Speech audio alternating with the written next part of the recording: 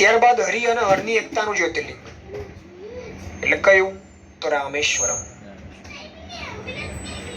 રામચંદ્રએ સેતુનું નિર્માણ થઈ ગયું તો ત્યારે કિનારા ઉપર ભગવાનનું પાર્થિવ ઈશ્વરનું પૂજન કર્યું અને ભગવાન ત્યાં પ્રગટ થઈને પ્રસન્ન થઈને ભગવાને વરદાન આપ્યું કે હું આ ક્ષેત્રની અંદર નિત્ય નિવાસ કરીશ.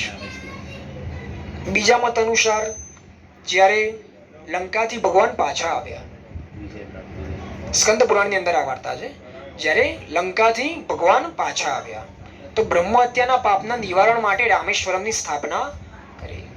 અને એ જે શિવલિંગ વાલુકેશ્વર કહે છે, વાલુકેશ્વર કહેતા રેતીના શિવલિંગ.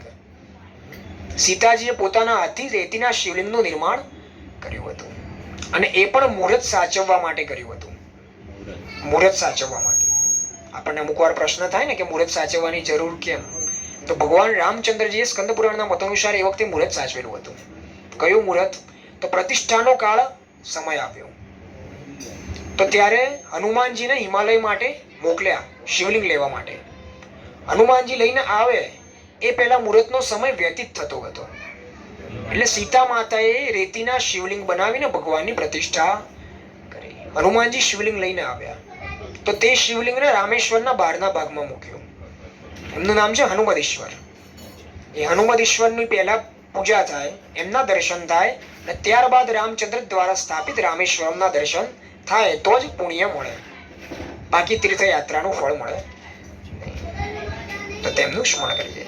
સુતામ્રપર્ણે જલરાશિ યોગે નિબધ્ય સેતુમ વિશિખેર શંખ્યે શ્રીરામચંદ્રેણ સમર્પિતમ તમ રામેશ્વરાખ્યમ નિયતમ નમામિ. શ્રી રામેશ્વર જ્યોતિર્લિંગાય નમઃ.